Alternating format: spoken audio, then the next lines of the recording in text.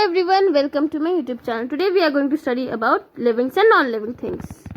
Let's look what we are going to study in the chapter. We are going to study the intro of living and non-living things, about living and non-living things, and characteristics of living things.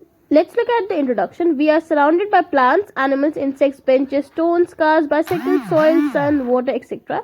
Some of these are man-made and natural, and others are natural. बच्चा, हमारे surroundings में ये सारी चीजें present होती हैं.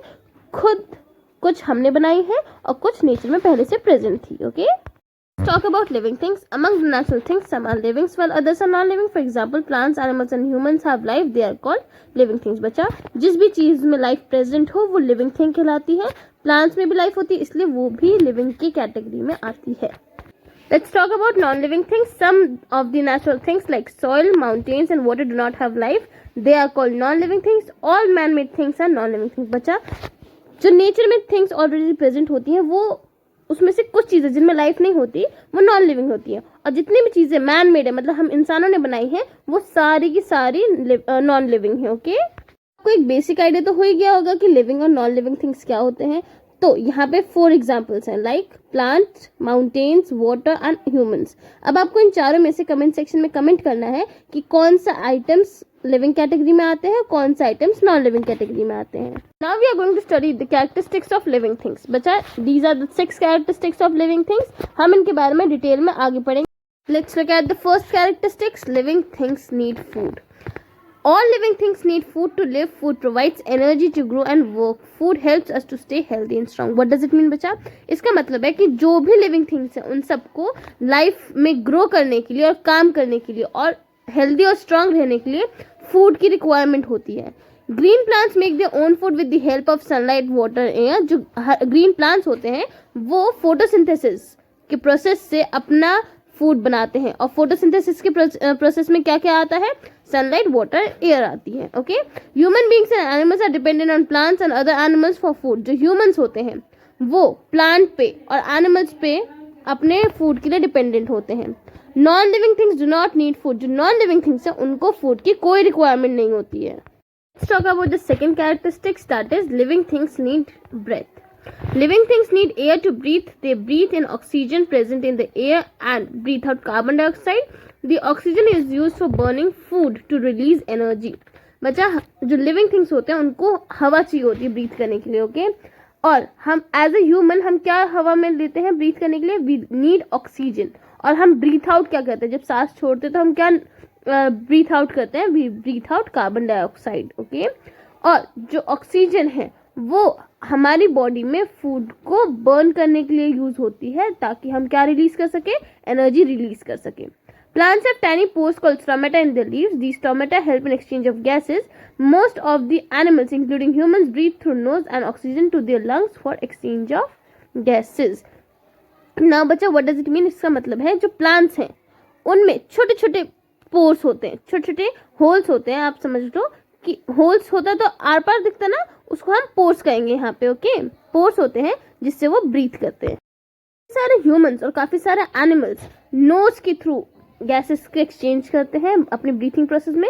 But जैसे fishes होती हैं इनके पास नोज नहीं होती तो ये गिल्स का यूज करती हैं. टैडपोल्स गिल्स का यूज करते हैं. Like animals living in water like fish, tadpoles etcetera breathe through gills. Okay, तो यहाँ पे वो किससे ब्रीथ कर रहे हैं? उनके पास नोज नहीं होती, वो गिल्स के थ्रू ब्रीथ करते हैं. Insects like cockroach and butterfly breathe through air holes called spiracles in their body. जो इंसेक्ट्स होते हैं उनमें अंदर ना गिल्स होती है ना नोज होता, उनके अंदर क्या होता है? स्पाइरेकल्स होते हैं. Okay, now non living things do not breathe. जो नॉन लिविंग थिंग्स है वो ब्रीथ नहीं करते, इसलिए breathing is a characteristic of living things. Let's talk about the third characteristics of living things, that is to reproduce. This is the most important feature of living things. They have the ability to produce more living things of their own kind, a process called as reproduction. बच्चा, जो living things हैं जब वो अपने ही kind को birth देती हैं उसको इस process को हम कहते हैं reproduction. Most animals reproduce by giving birth to their young ones like cow, tiger, elephant. Birds and some animals lay eggs to reproduce, hen, snake and pigeon. बच्चा, काफी सारे जो एनिमल्स और ह्यूमंस होते हैं वो अपने यंग वंस को बर्थ देते हैं. ओके, और उसी में काफी सारे बर्ड्स होते हैं like snake and pigeon and हेन. ये सब जब रिप्रोड्यूस करते हैं तो ये एग्स ले करते हैं. Okay, humans give birth to babies. Plants reproduce from seeds. जो ह्यूमंस होते हैं वो बेबीज को बर्थ देते हैं, जो प्लांट्स होते हैं वो सीड्स के थ्रू रिप्रोड्यूस करते हैं। A seed grow into a new plant, for example wheat, rice, apple, etc. जो सीड होती है, जब हम उसको सो करते हैं सॉइल में, तो वो एक नए प्लांट में कन्वर्ट हो जाती है। ओके, ग्रो कर जाती है, not convert, they grow into a new plant. Living things do not reproduce, इसका मतलब है बच्चा रिप्रोडक्शन नॉन लिविंग थिंग्स की कैरेक्टरिस्टिक्स नहीं है।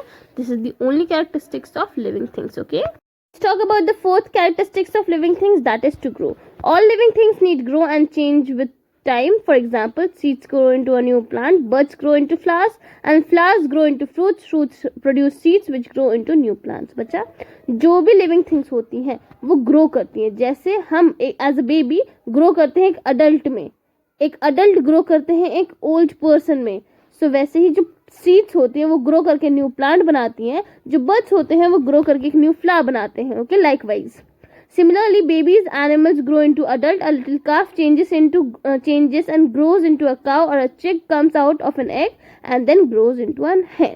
Okay, like here बच्चा, जो बेबी एनिमल होता है वो अडल्ट में कन्वर्ट हो जाता है, एक काफ जो होता है बड़े होके काव में कन्वर्ट हो जाता है, जो एक चिक एक अंडे में से आता है वो बड़े होके hen बन जाता है।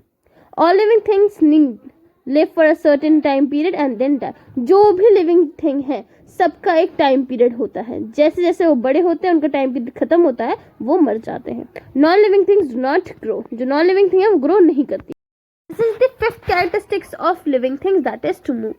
Most living things need move from one place to another in search of food, shelter and mates, and to escape predators.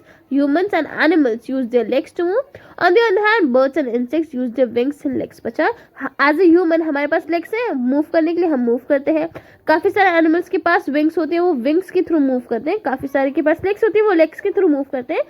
ठीक है, और हम मूव क्यों करते हैं? We move in search of shelter, food and to find our own kind. Okay, and sometimes the animals escape because of predators. Okay, some animals like snakes and earthworms use their bodies to move, crawl. It means because they don't have legs, so they crawl to when they have to move.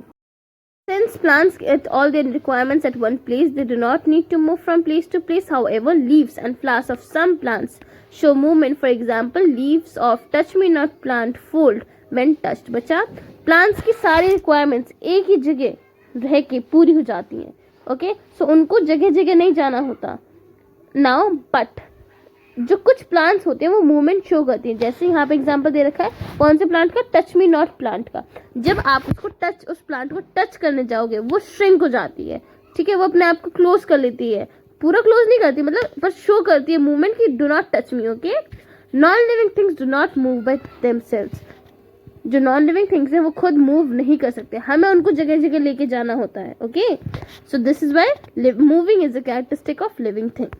Talk about the sixth characteristics of living things, that is to feel. When you touch a sharp object like a nail, you remove your hand, immediately you feel pain. बच्चा, जब आप किसी भी sharp object को touch करते हो वो आपकी स्किन को प्रिक करता है, आपको पेन फील होता है, आप तुरंत ही अपने हाथ को हटा देते हो। Humans and animals have sense organs like eyes, ears, nose and tongue and skin to feel their surroundings. बच्चा, ह्यूमन और एनिमल्स में पांचों सेंस ऑर्गन प्रेजेंट होती हैं, that are eyes, ears, nose, tongue and skin. So उनको अपने surroundings को feel करने में कोई प्रॉब्लम नहीं आती।